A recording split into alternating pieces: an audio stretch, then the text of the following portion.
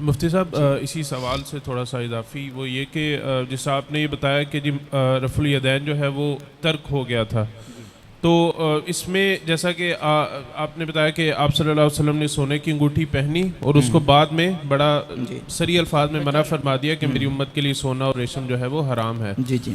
تو کیا یہ پاسبل نہیں ہے کہ آپ صلی اللہ علیہ وسلم کبھی کبھی رفع الیدین کرتے ہوں، اس کو چھوڑا نہ ہو مکمل طور پہ، لیکن کبھی کبھی کسی وجہ سے رفع الیدین کرتے ہوں؟ کیونکہ ہمیں کوئی ایسی حدیث ڈائریکٹ آپ صلی اللہ علیہ وسلم سے نہیں ملتی کہ جس میں آپ نے کہا ہو کہ تم بالکل چھوڑ دو. اور وہ جو آپ نے گھوڑوں کی دموں والی حدیث بتائی ہے، اب اس میں یہ بتا دیں کہ کیا آپ صلی اللہ علیہ وسلم اپنے ہی عمل کو یہ کہیں گے کہ تم یہ گھوڑوں کی دموں کی طرح، مطلب یہ چیز تھوڑی سمجھ میں نہیں آتی کہ اپنے عمل کو یہ کہنا کہ گھوڑوں کے دموں کی طرح تم یہ کیا عمل کر رہے ہو. اگر تو یا تو آپ صلی اللہ علیہ وسلم یہ کہتے کہ یار یہ میں نے پہلے کیا تھا، تم اس طرح نہ کیا کرو، نماز میں اپنی سکونت اختیار کرو، لیکن یہ تھوڑا سا بتا دیں کہ اپنے عمل کو گھوڑوں کی دموں کی طرح کہنا کوئی میری سمجھ میں تو خیر یہ نہیں ہے. اس کی تھوڑی وضاحت. پہلی بات تو یہ ہے، آپ کی سمجھ میں آئے یا نہ آئے، ہم نے تو مسئلہ بیان کرنا ہے. پہلی بات تو یہ ہے کہ کسی بھی چیز کے ترک کا ثبوت اس کی مختلف اس کی جہتیں ہیں. کبھی تو کسی چیز کا روکنا اور منع کرنا صراحت کے ساتھ اس کا ثابت ہوتا ہے، اور بعض چیزوں کا ترک جو ہے وہ رسول اللہ صلی اللہ علیہ وآلہ وسلم کے عمل سے ثابت ہوتا ہے کہ حضور علیہ الصلوۃ والسلام نے اس عمل کو ترک کر دیا. اب ہوتا یہ کہتے ہیں کہ صاف صریح لفظوں میں یہ دکھائیں کہ اللہ کے نبی علیہ الصلوۃ والسلام نے منع کر دیا ہو، روک دیا ہو، تو ہم پھر ان کو یہ جواب دیتے ہیں کہ آپ صراحت سے یہ دکھائیں کہ اللہ کے نبی علیہ الصلوۃ والسلام نے اس عمل کے کرنے کا حکم دیا ہو. تو جو کہنا نا، ایک طرف ہے حضور نے حکم دیا کہ یہ کرو، اور دوسری طرف آپ مطالبہ تب کریں کہ جب آپ کے پاس حکم ہو، کہ یہ حکم موجود ہے کہ آپ علیہ الصلوۃ والسلام نے کہا کہ کرو، اور ہم سے مطالبہ کریں کہ آپ دلیل وہ دیں کہ اس میں نبی علیہ السلام نے کہا ہو کہ یہ نہ کرو. حکم کی حدیث بھی کوئی صحیح موجود ہے نہیں ہے. وہ جتنی روایات ہیں وہ صحابہ کرام نے نبی علیہ الصلوۃ والسلام کو نماز پڑھتے دیکھا، یا صحابہ کرام رضی اللہ تعالیٰ عنہ نے روایت کیا کہ آپ صلی اللہ علیہ وآلہ وسلم نے کیا. حضور علیہ الصلوۃ والسلام سے یہ عمل ثابت ہے، آپ نے نماز اس طریقے سے پڑھی. تو اسی طریقے سے نبی کریم علیہ الصلوۃ والسلام کے صحابہ نے اس بات کو بھی روایت کیا کہ آپ علیہ الصلوۃ والسلام نے نماز شروع کے علاوہ باقی مقام پہ رفع الیدین نہیں کیا. ادھر بھی فعل ہے اور ادھر بھی فعل ہے، دونوں طرف فعل ہے. نہ قول ادھر ہے، جبکہ ہمارے پاس جو یہ روایت میں نے آپ کے سامنے صحیح مسلم کی رکھی ہے، یہ باقاعدہ قول موجود ہے کہ نبی پاک صلی اللہ علیہ وآلہ وسلم نے صحابہ کرام کو منع کر دیا.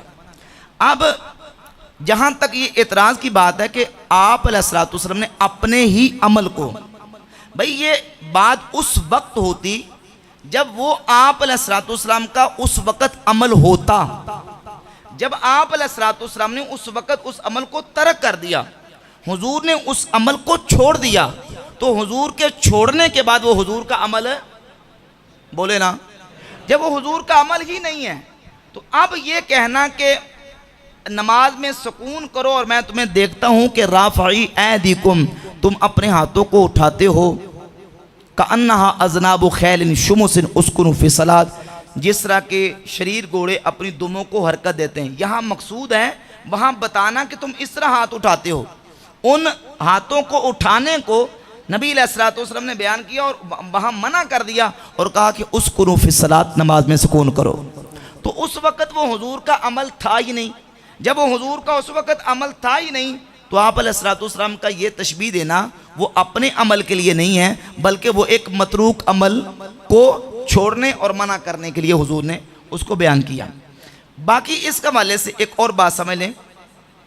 اس پر وہ بات یہ کرتے ہیں، دیکھیں جی کہ یہ اصل میں صحابہ کرام نماز کے اندر سلام کے وقت ہاتھوں سے اشارے کرتے تھے، ہاتھوں سے اشارے کرتے تھے، اور نبی علیہ السلام نے ان اشاروں کے کرنے سے صحابہ کو منع کیا ہے.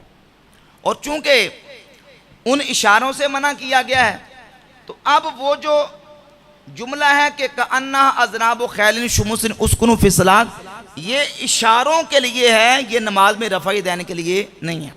اس کا جواب یہ سن لیں سنن نسائی میں صحیح حدیث موجود ہے کہ سیدنا عبداللہ بن عمر رضی اللہ تعالیٰ عنہ حدیث بیان کرتے ہیں کہ نبی پاک صلی اللہ تعالیٰ علیہ وآلہ وسلم ایک دفعہ مسجد میں تشریف لائے،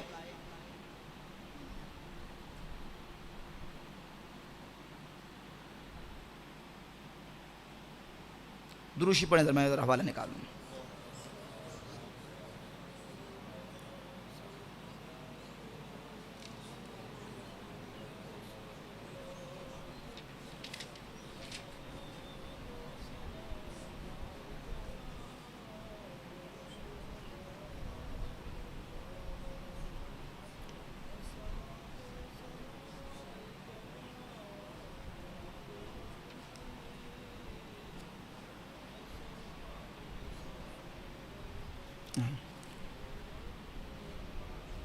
تو فرماتے ہیں کہ حضور علیہ الصلوۃ والسلام نماز پڑھنے کے لیے ہے، تو کسی شخص نے آپ صلی اللہ علیہ وآلہ وسلم کو سلام کیا۔ حضرت صہیب رضی اللہ تعالیٰ سے عبداللہ بن عمر نے پوچھا کہ جب نبی علیہ الصلوۃ والسلام کو کوئی نماز میں سلام کرتا تھا تو حضور اس کو کس طرح جواب دیتے تھے؟ تو انہوں نے بتایا کہ اللہ کے نبی علیہ الصلوۃ والسلام ان کو ہاتھ سے اشارہ کرتے تھے۔ ہاتھ سے کیا کرتے تھے؟ اشارہ۔ تو سنن نسائی کی اس حدیث سے نبی پاک صلی اللہ علیہ وآلہ وسلم کا ہاتھ کے ساتھ اشارہ کرنا خود ثابت ہے۔ جب حضور نے خود سلام کے وقت ہاتھ سے اشارہ کیا اور حضور سے یہ اشارہ کرنا ثابت ہے، تو اگر اس حدیث میں سلام کے وقت اشارہ کرنا بھی مراد لیا جائے تو کیا آپ علیہ الصلوۃ والسلام نے کیا اپنے عمل کے لیے یہ لفظ بولا تھا؟ یہ تو حدیث پھر وہاں بھی فٹ ہوگی۔